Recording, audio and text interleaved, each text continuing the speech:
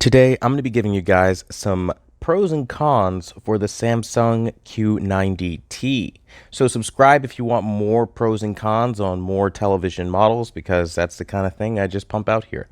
Now, let's get right into it by diving into our pros list. So for the first pro that we have on our list, it's that there's space underneath the soundbar for a stand. So if you are somebody that has a tabletop setup and you are still looking to mount your soundbar, but you don't want to have to invest in another one, because I know for mine, I only have one layer. I don't have like multiple layers of my tabletop stand. This is really good news because you could just fit it underneath and not eat away at the real estate of your screen, which is absolutely massive. Now, another pro is that it has surround sound options dedicated to enhancing gaming. So for you gamers out there, this is an awesome feature set. New this year, you have filmmaker mode. So for those who are looking for more of an image purist mode, you have that on the Q90T.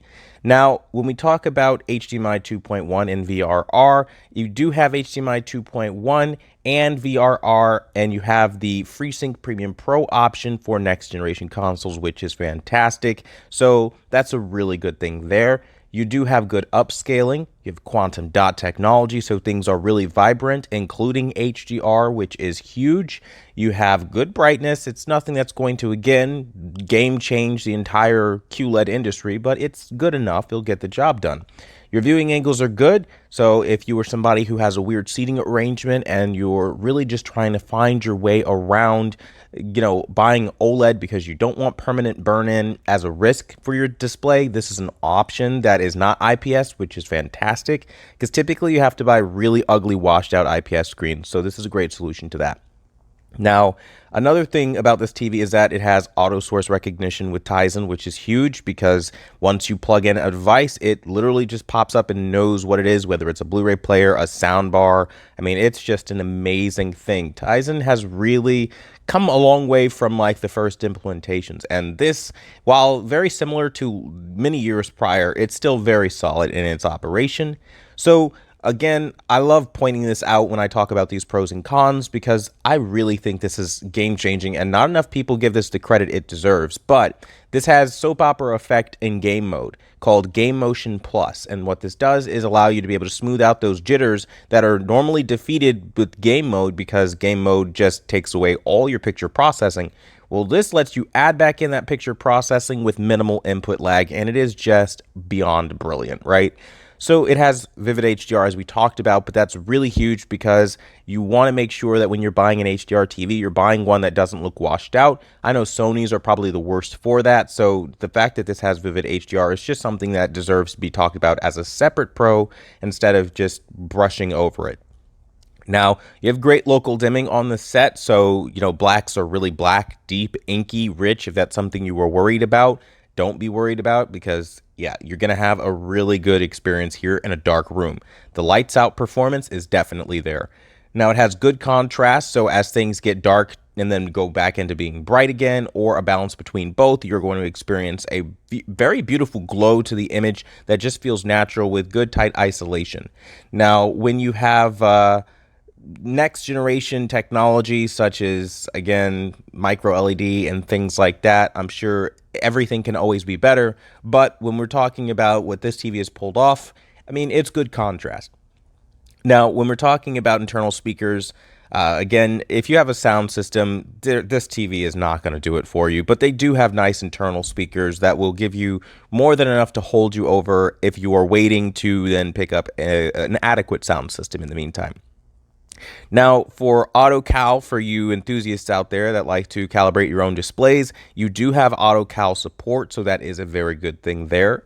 But now, again, that is going to bring us to our cons. So the first con that I would start off with is that it's really easy to over sharpen this display. I find that this display can get really over sharpened if you push it too far past, I would even say 4 on the sharpness scale. So just be very careful with that.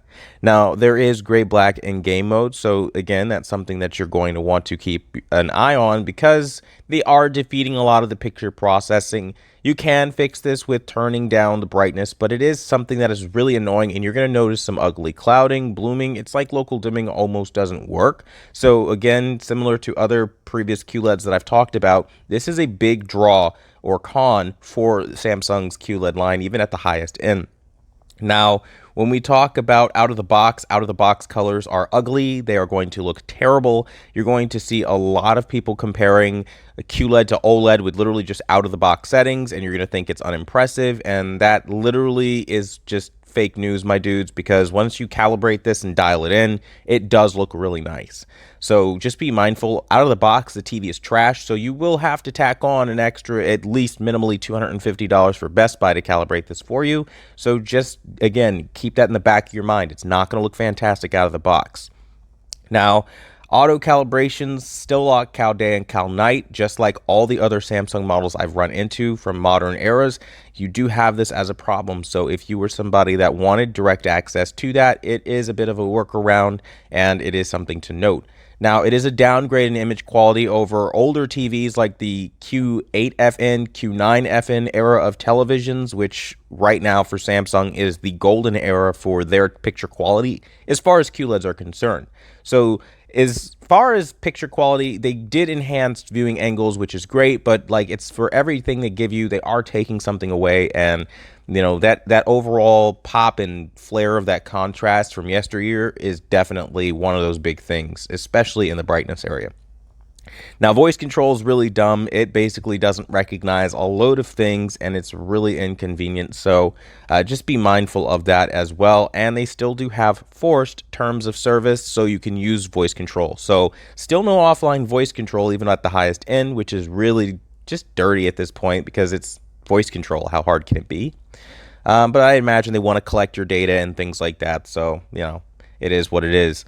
Now, when we're talking about our next con on the list, it would be that there is no chrome trimming. It is like basically like brushed metal finish, but it's not like yesteryear, how it was all chrome and artsy, and TVs really looked like luxury products at this price range. So that's something that you're going to want to think about. And the back of the TV doesn't have any intricate cool designs or like really cool built in the back like cord management features like we've seen on even legacy TVs from like even Sony with like the 930 series of televisions. Like I just want more effort put in, I guess, to the design. Because especially if this is the centerpiece of your living room or your bedroom, you know, it's the biggest thing that you'll notice when you walk into any room, depending on the size you get. And I think it's important that, again, it looks the part. And I can't stress enough how bad it is that it's just looking lazier and lazier each year. And this literally is a direct ripoff off of the Q90R design. And it's just like, I'm not having it, man. Now, there's still no logo illumination feature on Samsung displays. This is wildly personal, I guess, for me, but I still think it's a con because luxury Samsung TVs used to have a logo that would illuminate Samsung's name at the bottom, and now that's gone. So that's something that has been gone since 2018, and I'm not really happy about that. I think they need to bring that back because that was definitely a dividing marker between the budget Walmart TVs and the highest end flagship TVs. They need to bring it back. Now, we have an anti-return clipless design, as I've talked about on prior models like the Q80T. And what this basically is they use straps over your box. So once you snip those straps, you cannot resecure your box. You have to use a bunch of packing tape or duct tape to tape it back together if you have any issues, any defects, any problems like a damaged screen in transit. It's going to be a pain in the butt, especially as you get up into those larger screen sizes, to return this product. So you need to think very carefully as to how you're going to arrange a return ahead of time. And you know, you might not always want to think about the negatives, but you have to when you're dealing with bigger sizes and things like that, because if this thing gets really heavy, especially with that stand that has that extra weight to it. So just be careful and mindful that if there are any problems, you will be turning this on its side and wrapping it with duct tape. So yeah. Another con is that it does have DSE on slow pans, like literally every Samsung I've seen in the modern era. So again, it's not going to be smooth. It's not going to be like 100% clear of dirty screen effect, and that's a problem, especially at this price range. Samsung really needs to figure that out. There is no Dolby Vision support, so for those who, again, want the Dolby Vision support, you sadly don't have it.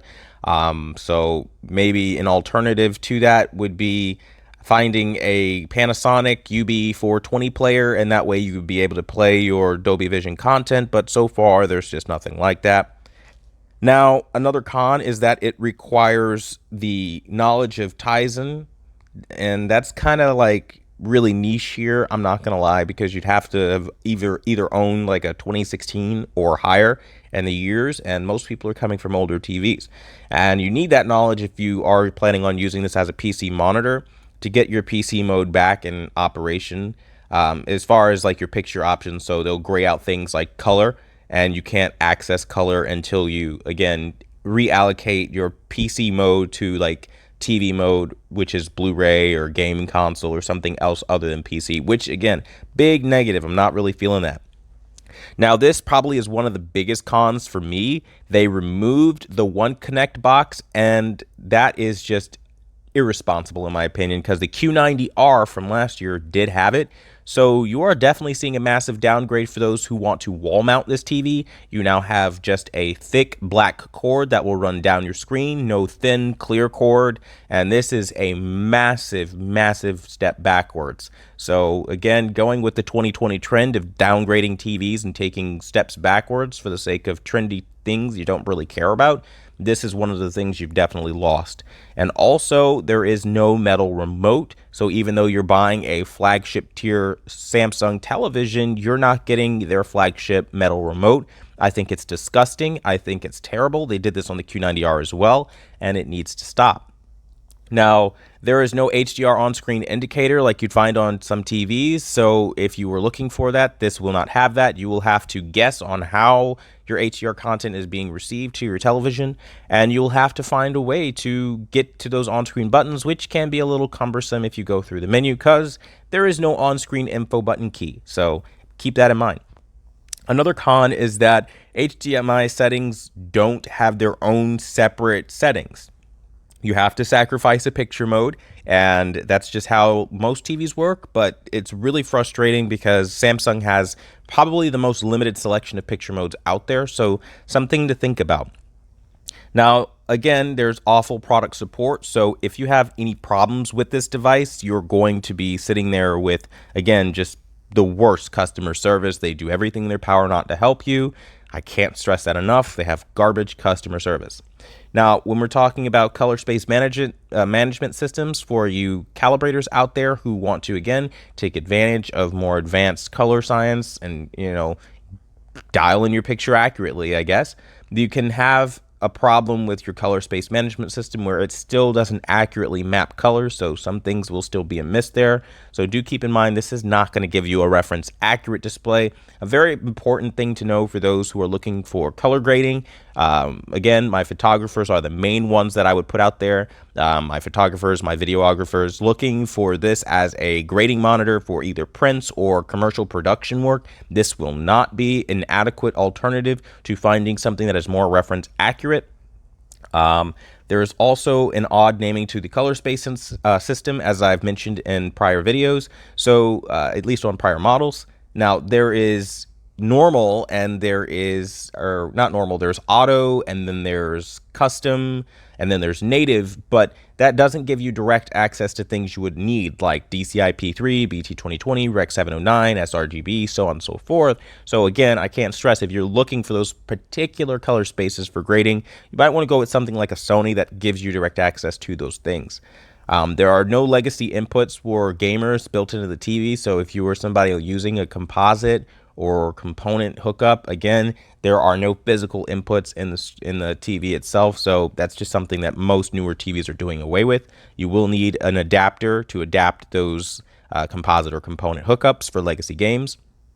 Last year's Q90R is the better buy, and I'm going to put that out there because it came with the One Connect box, the invisible wire.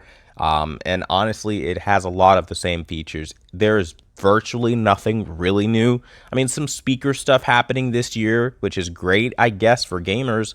But essentially, even with all the adaptive speaker technology and things like that, I don't see that being enough of a benefit to justify the new price, and I really feel like it's just, again, a downgraded product from last year. And they do have ads in your TV where the manufacturer is making money on your TV, so that is a problem for you. And simply put, this is old technology. This is not new. As I've been saying, I just can't justify the price. And honestly, when time comes out for these updates to roll out, Samsung is notorious, literally notorious. Look it up even on their smartphones for product crippling updates, which is why I never update my Samsung TVs, whether it's my 2016 KS8000 or 2018 Samsung Q8FN. I refuse to update them because I've done it in the past and those product updates have ruined my stuff. So almost wanted to choose a different word there.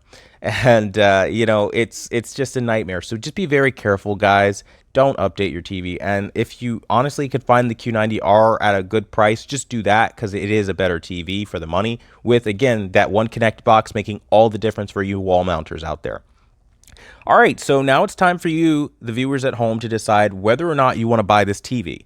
Honestly, it's up to you. I know there are a lot of compelling options, and hopefully I've given you enough pros and cons that you can make an educated decision as to whether or not this would work for you. I want to thank you guys so much for watching the #1 brand in honesty, and until the next video, I'll see you guys later.